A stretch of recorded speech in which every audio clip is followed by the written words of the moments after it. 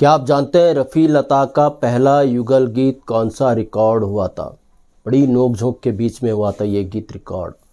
और रफ़ी लता का जो आखिरी युगल गीत था, क्या ये भी आपको मालूम है? आज मैं बताऊंगा दोस्तों पहला रफ़ी लता का कैसे युगल गीत रिकॉर्ड हुआ था और रफ़ी साहब ने अपना आखिरी युगल गीत कौन सा लता जी के साथ रिकॉर्ड किया था। बने रहिएगा वीडियो के अंत तक मेरे साथ।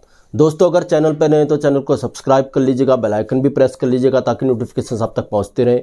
नमस्कार, मैं महेश कोहली बॉलीवुड संगीत के सफ़र से। दोस्तों रफ़ी लता के युगल गीत हिंदी फिल्म संगीत जगत में सबसे ज़्यादा सुने जाते हैं, मगर इसके विपरीत रफ़ी साहब ने लता जी के साथ जो युगल गीत गाए उनकी संख्या कुल 447 या 448, मतलब 450 के नीचे ही कुछ ऐसी है जो गिनी जाती है। उनके गीतों की संख्या वो इतनी ही है, 500 से कम है। दूसरी तरफ रफ़ी साहब ने अपनी ज़िंदगी के जो सबसे ज़्यादा युगल गीत गाए वो गाए आशा भोसले जी के साथ।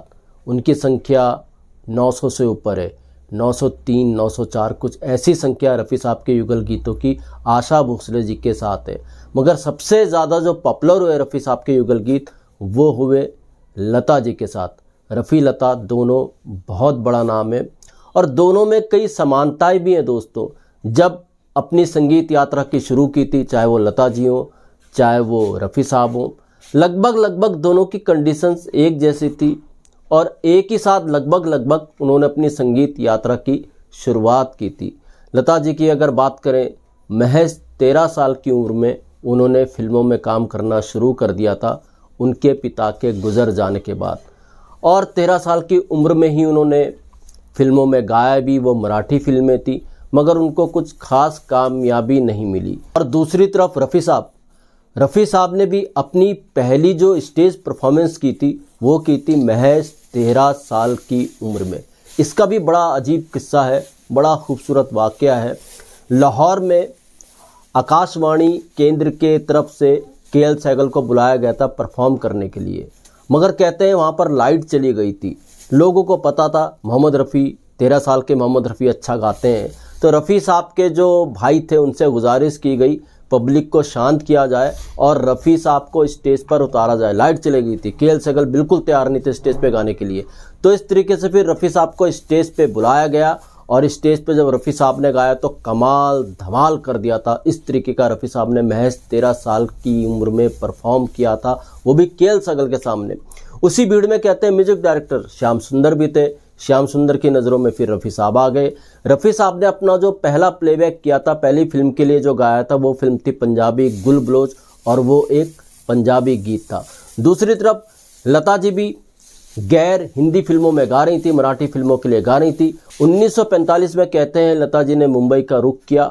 लता जी की जो पहली हिंदी फिल्म थी बतौर प्लेबैक सिंगर वो थी 1946 में आई आपकी सेवा में। रफ़ी साहब ने जो पहला हिंदी सॉन्ग रिकॉर्ड किया था फिल्म के लिए वो फिल्म थी पहले आप। उसमें रफ़ी साहब ने कोरस में गाया था, नौशाद साहब ने रफ़ी साहब को कोरस में गवाया था। इसलिए रफ़ी साहब की संगीत यात्रा भी इसी तरह से शुरू हुई और लता जी की भी इसी तरीके से हिंदी फिल्म संगीत जगत में संगीत यात्रा शुरू हुई। दोनों में लगभग समानताएं थी, दोनों अच्छा खासा नाम कमा रहे थे, अच्छा खासा गा रहे थे। रफ़ी साहब को जो पॉपुलरिटी मिली सही मायनों में देखा जाए 1948 जब गांधी जी की मौत के बाद एक गीत बना, सुनो सुनो है दुनिया वालों बापू की एक अमर कहानी, इसने रफ़ी साहब को घर घर में पहुंचा दिया था। और लता जी को जो बड़ा मौका मिला था वो मिला था 1948 में। गुलाम हैदर जो म्यूजिक डायरेक्टर थे वो लता जी के मेंटर भी रहे हैं। उन्होंने एक मजबूर फिल्म में लता जी से प्लेबैक करवाया था, मगर शायद मजबूर के गाने उतने पॉपुलर नहीं हो पाए।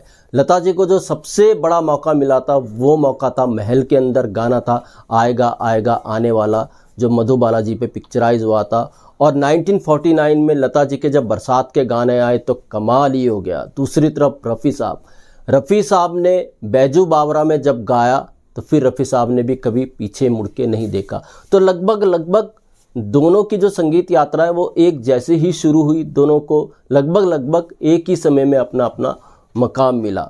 अब रफ़ी लता का पहला युगल गीत कौन सा था? जी हाँ दोस्तों, रफ़ी लता का जो पहला युगल गीत था उसमें वो तालमेल देखने को मिलता है, समझ में आता है कि पहले युगल गीत से ही तय हो चुका था ये जोड़ी आगे कमाल धमाल करेगी।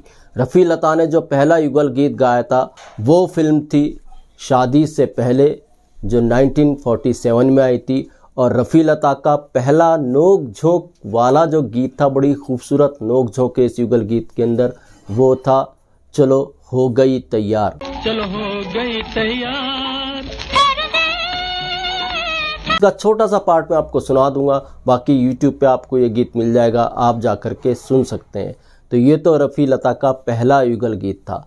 अब रफ़ी साहब ने अपना आखिरी गीत लता जी के साथ कौन सा रिकॉर्ड किया था? दोस्तों, इंटरनेट पे ज़्यादा जानकारी इसके बारे में नहीं है, लेकिन हाँ, लता जी ने एक वीडियो में खुद कहा है, शायद वो एक इंटरव्यू था, लता जी ने खुद कहा है कि उनको अगर याद आता है कि रफ़ी साहब के साथ उन्होंने आखिरी गीत कौन सा रिकॉर्ड किया था, तो लता जी ने जिस गीत का जिक्र किया वो गीत था फिल्म आसपास का।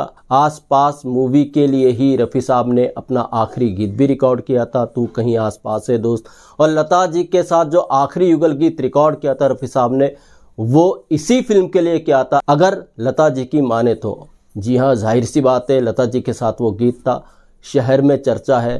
शहर में चर्चा है, ऐसा लता जी ने एक इंटरव्यू के दौरान कहा था कि उनको जैसा याद आता है कि उनका रफ़ी साहब के साथ जो आखिरी गीत था वो आस पास का ही था। तो दोस्तों, ये थी एक छोटी सी जानकारी, कैसे रफ़ी साहब ने लता जी के साथ अपना पहला युगल गीत रिकॉर्ड किया था, क्या तालमेल देखने को मिलता है, और कौन सी फिल्म में लता जी के साथ रफ़ी साहब ने अपना आखिरी युगल गीत रिकॉर्ड किया था। तो दोस्तों, फिर मिलूंगा किसी और वीडियो में किसी और किस्से के साथ। महेश कोहली को दीजिएगा इजाज़त। Goodbye, good luck and take care.